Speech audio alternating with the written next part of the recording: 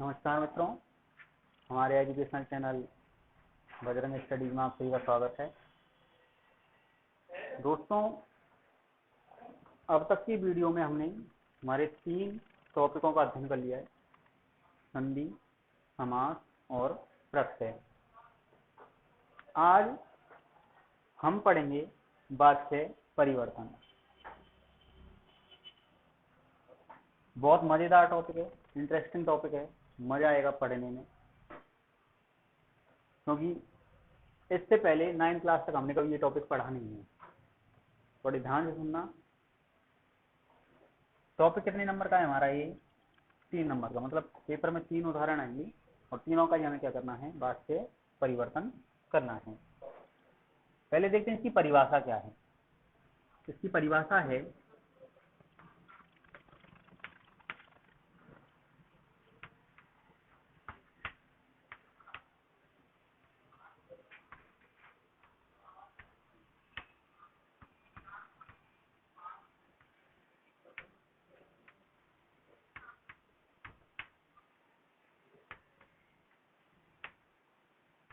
वाच्य की परिभाषा क्या है? क्रियया कथितम कथन प्रकारम इति वाच्यम। क्या है? क्रियया कथितम कथन प्रकारम इति वाच्यम, अर्थात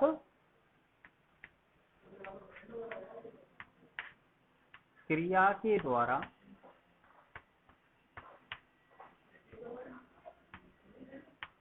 कहे गए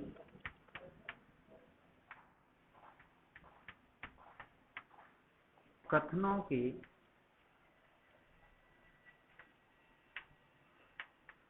प्रकार को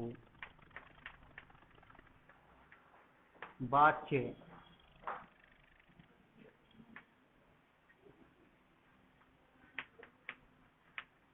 कहते हैं। क्रिया के द्वारा कहे गए कथनों के प्रकार को हम क्या कहते हैं? वाच्य कहते हैं। ठीक है। एक हम सरल सी भाषा में, अपनी भाषा में बात करें तो बात को कहने का तरीका वाच्य कहलाता है। बात को कहने का तरीका क्या कहलाता है? वाच्य कहलाता है। और यदि हम उस बात के कहने के तरीके में परिवर्तन कर देते हैं, बात के कहने के तरीके में हम क्या करते हैं? परिवर्तन करते हैं, तो वो हमारा क्या बन जाता है? वाच्य परिवर्तन। जैसे कि हम ये कहें कि वह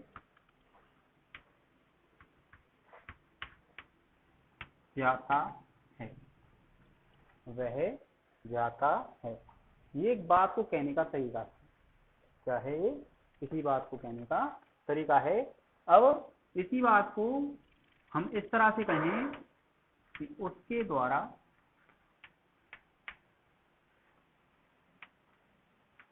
जाया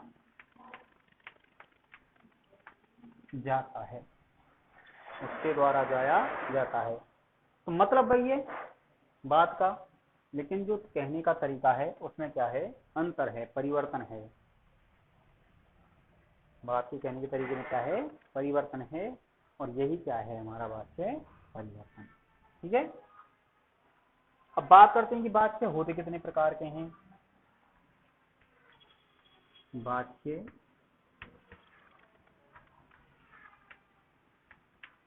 3 प्रकार के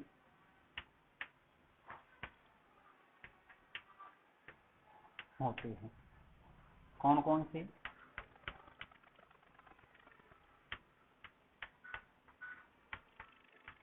कर्तृवाच्य,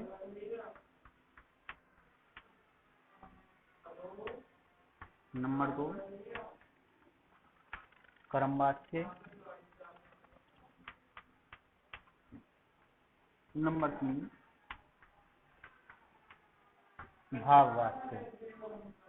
कौन कौन से हैं? कर्तृवाच्य, कर्मवाच्य और भाववाच्य। ठीक है। कर्तृवाच्य में जो होता है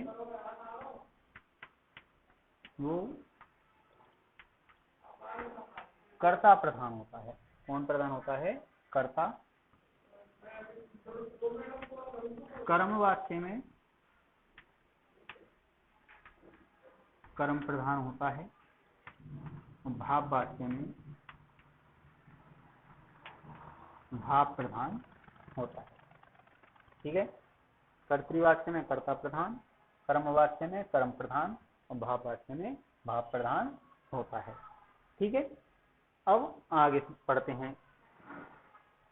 अब बात करते हैं हम वाच्यों के नियमों की कि वाच्य के नियम हमारे क्या हैं।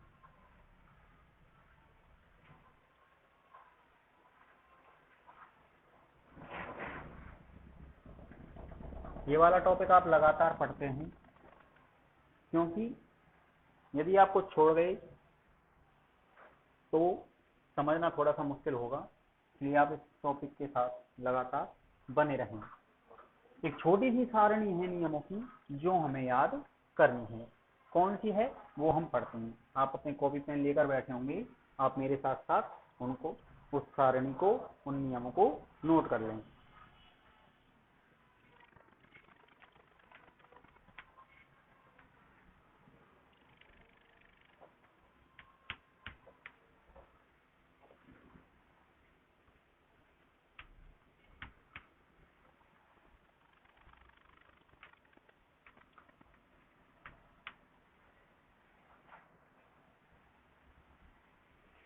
सुनिए, जब भी हम कर्तृवाच्य के वाक्यों को बनाएंगे, जब भी हम क्या करेंगे, कर्तृवाच्य के वाक्यों को बनाएंगे, तो कर्ता में हम प्रथमा विभक्ति लगाएंगे। कौन सी विभक्ति लगाएंगे? प्रथमा विभक्ति। जब भी हम कर्तृवाच्य बनाएंगे तो कर्म में लगाएंगे हम द्वितीया विभक्ति, और जो क्रिया होगी वो होगी कर्ता के अनुसार। फिर से सुनना, जब भी हम कर्तृवाच्य के वाक्य बनाएंगे तो कर्ता में लगाएंगे हम प्रथमा विभक्ति, कर्म में द्वितीया विभक्ति, और जो क्रिया होगी वो होगी कर्ता के अनुसार। जब भी हम कर्मवाच्य बनाएंगे तो कर्ता में हम तृतीया विभक्ति लगाएंगे, कर्म में हम प्रथमा विभक्ति लगाएंगे, और क्रिया होगी कर्म के अनुसार। फिर से सुनना, जब भी हम कर्मवाच्य के वाक्य बनाएंगे तो कर्ता में लगाएंगे हम तृतीया विभक्ति, कर्म में प्रथमा विभक्ति, और क्रिया किसके अनुसार होगी? कर्म के अनुसार। अब बात करते हैं भाववाच्य की। जब भी हम भाववाच्य के वाक्य बनाएंगे तो कर्ता में हम लगाएंगे तृतीया विभक्ति,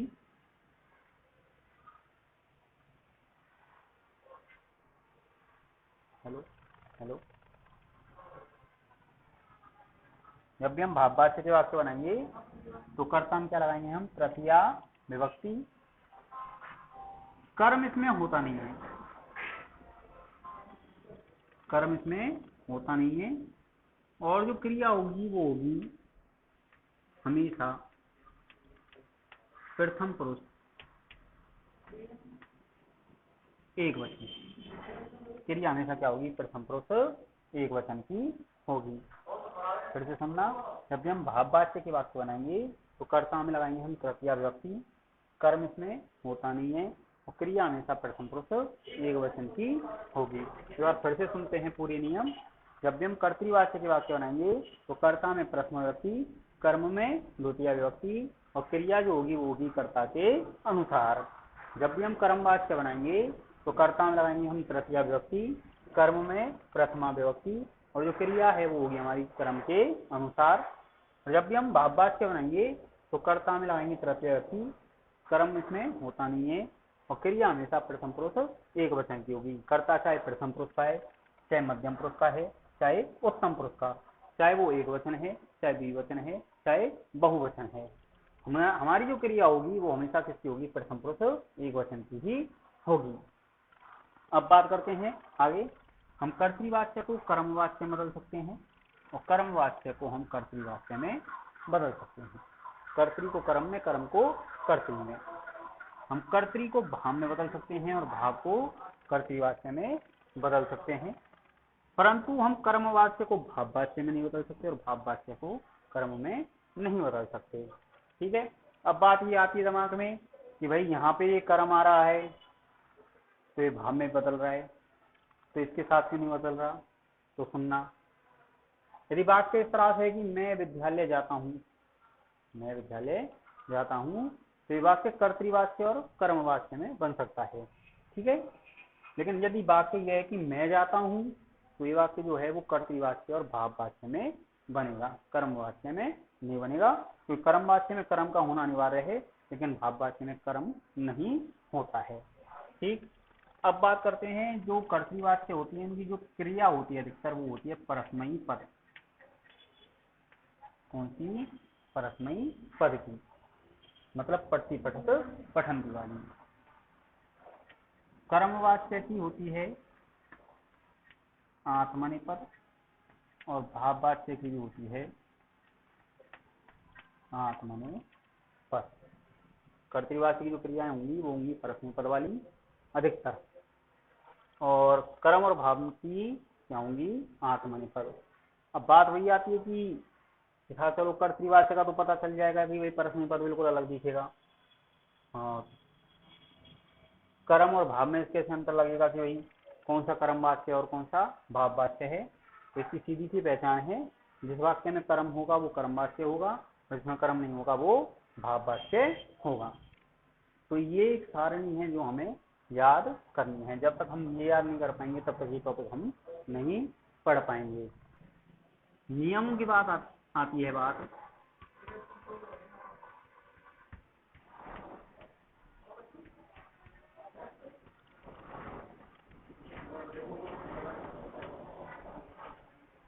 कर्ताओं की स्थिति। ये चीज बहुत जरूरी है हमारे लिए, ये हमको पता होना चाहिए। ये नहीं पता होगा तो हम वाक्य नहीं बना सकते। ठीक है, तो आप नोट करना मेरे साथ साथ।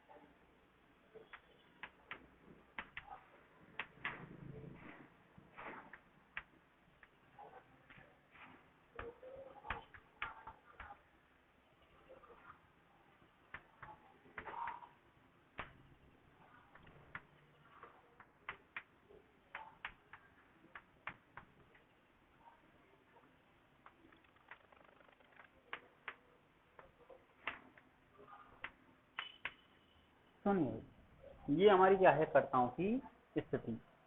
सबसे पहले बात करते हैं हम मध्यम पुरुष की। मध्यम पुरुष के कर्ता जो होते हैं वो त्वम युवाम यूयम होते हैं, इनके अलावा और कोई नहीं होता। बहुत अच्छे से समझनी ये बात और बिल्कुल अपने दिमाग में सेट कर लेंगे ये बात ही। उत्तम पुरुष का कर्ता जो होता है वो हमेशा अहम आवाम वयम होते हैं, इनके अलावा और कोई नहीं होता। मध्यम पुरुष के कर्ता कौन है? त्वम युवाम यूयम, उत्तम के अहम आवाम वयम। इन छह को छोड़कर, कौन छह? त्वम युवाम यूयम और अहम आवाम वयम। इन छह को छोड़कर कोई भी कर्ता है, चाहे वो किसी व्यक्ति का नाम है, वस्तु का नाम है, स्थान का नाम है, कुछ भी है, वो सब कहाँ आएंगे? हमारे प्रथम पुरुष में। ध्यान रखना इस बात को। मध्यम पुरुष के कर्ता कौन है? त्वम युवाम यूयम और उत्तम पुरुष के कौन है? अहम आवाम वयम। इन छह को छोड़ दीजिए, बाकी सारे जो कर्ता हैं वो सब कहाँ जाएंगे? प्रथम पुरुष में। तो एक चीज हमको ये भी याद रखनी है, ठीक है। तो दो चीज हो गई हमें याद रखने के लिए, एक तो हमारी वाक्यों के नियम, एक कर्ताओं की स्थिति। अब बात करते हैं परस्मैपद और आत्मनेपद की। परस्मैपद के रूप कैसे चलते हैं और आत्मनेपद के रूप कैसे चलते हैं। परस्मैपद के तो अब तक हमने पढ़े हैं सभी लोगों ने 9th क्लास तक अधिकतर, पठती पठक पठंती वाले रूप, है ना। आत्मनेपद के बहुत लोगों ने पढ़े होंगे, बहुत लोगों ने नहीं पढ़े होंगे। हम वाक्यों के हिसाब से पढ़ रहे हैं। और जो वाक्य परिवर्तन का जो ये टॉपिक है, ये हमारी कोर्स में कुल वर्तमान काल में ही है और किसी काल में नहीं है। केवल हमारे कोर्स में वर्तमान काल का ही वाक्य परिवर्तन दिया हुआ है, ठीक है। अब बात करते हैं हम रूपों की। परस्मैपद के रूप तो सभी को आते हैं, ठीक है। ये संक्षिप्त रूप लिख लेते हैं अपन पहले। अति, अतः, अंति। अति, अतः,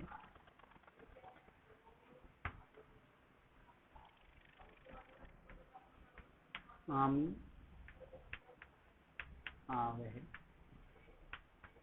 आम, ठीक है। अब जैसे इसके साथ में उनको पट धातु रूप बनाने हैं हमें, तो पट धातु कैसे रूप बनाएंगे? धातु के साथ ही जोड़ देंगे, क्या बनेगा? पठती,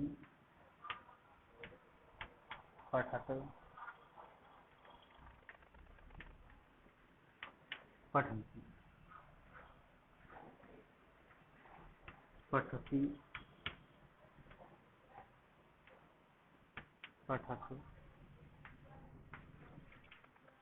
पठ, पठामि, पठावह, पठामि। अब बात करते हैं हम आत्मनि पद।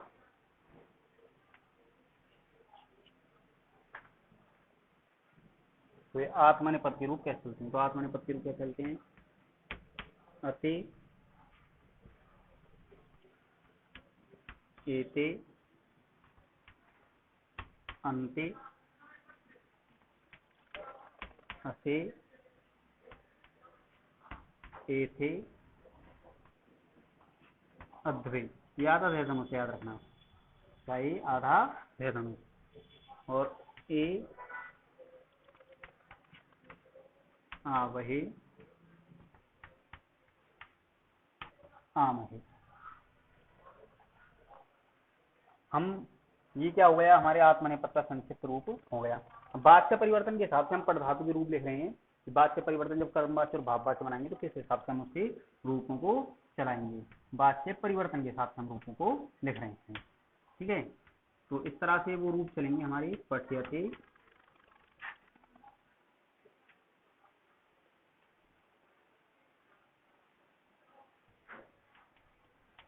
पठ्येते,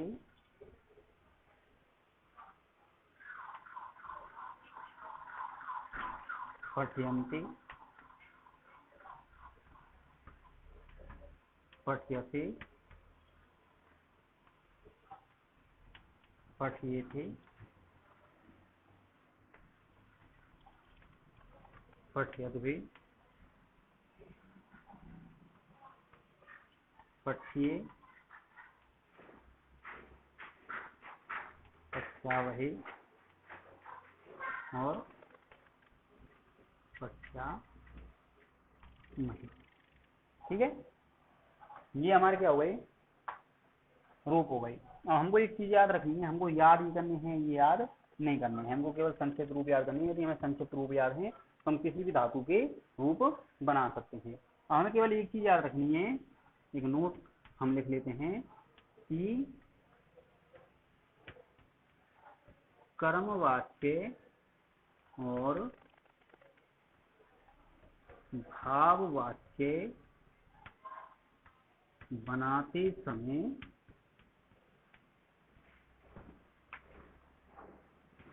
धातु के बाद ये जोड़ देते हैं। जब भी हम कर्मवाच्य और भाववाच्य के वाक्य बनाएंगे तो धातु का क्या जोड़ देंगे, ये। जैसे कि हमने क्या किया है, हमारे पास धातु थी पठ, उसके बाद क्या जोड़ा, ये। यहाँ से क्या लिया हमने, अते, तो ये मिलके क्या बनेगा हमारा पठ्यते। ठीक है, तो ये भी हमको क्या करना है, याद करना है। ये तो हमें याद है क्योंकि अब तक हम इसे पढ़ते आए हैं, हमें ये भी याद करना है। ठीक है, तो 3 चीजें हो गई हमारे पास याद करने के लिए। एक तो सारणी नियमों की, दूसरी है हमारी कर्ताओं की स्थिति, और तीसरी हमारी ये संक्षिप्त रूप। अब अगली बात जो हमें याद करनी है इस टॉपिक के लिए, ये सारी चीजें आप नेक्स्ट वीडियो तक तैयार कर लें, तब हम वाच्य परिवर्तन के उदाहरणों का अध्ययन करेंगे।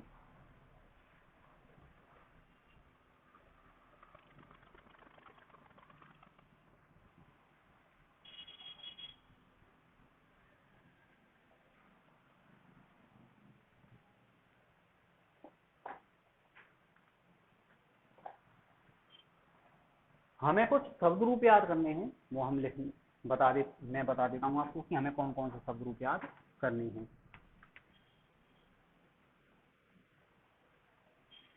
जो हमारे अधिकतर इसमें काम आएंगे।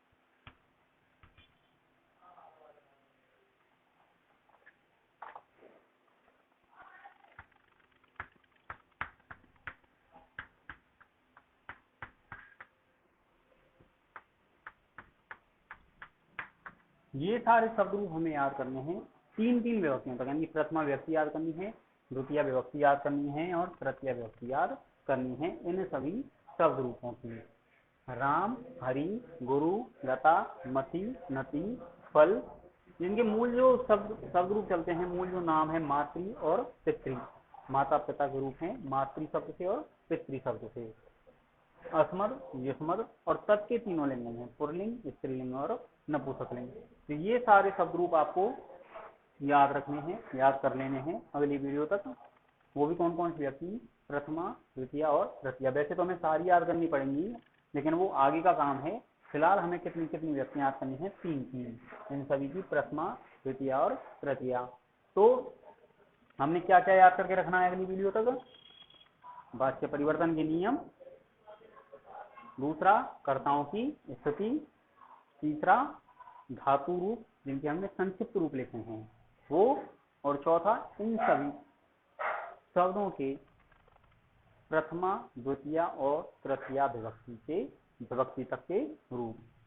ठीक है दोस्तों, तो ये आपका एक याद करने का जो है कार्य, वो आप याद करके रखेंगे।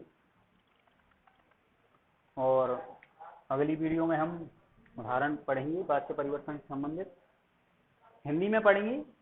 वैसे तो पेपर में संस्कृत में आते हैं, लेकिन फिलहाल हम संस्कृत से नहीं सीखकर हिंदी से सीखेंगे, जिससे हमको थोड़ा दो फायदे होंगे। तो हम वाच्य परिवर्तन भी सीखेंगे, और दूसरा फायदा ये हुआ कि हम थोड़ा बहुत हिंदी से संस्कृत बनाना भी सीखेंगे। जो टॉपिक हमारे बोर्ड पेपर में 4 नंबर का है। कितने नंबर का है? 4 नंबर का।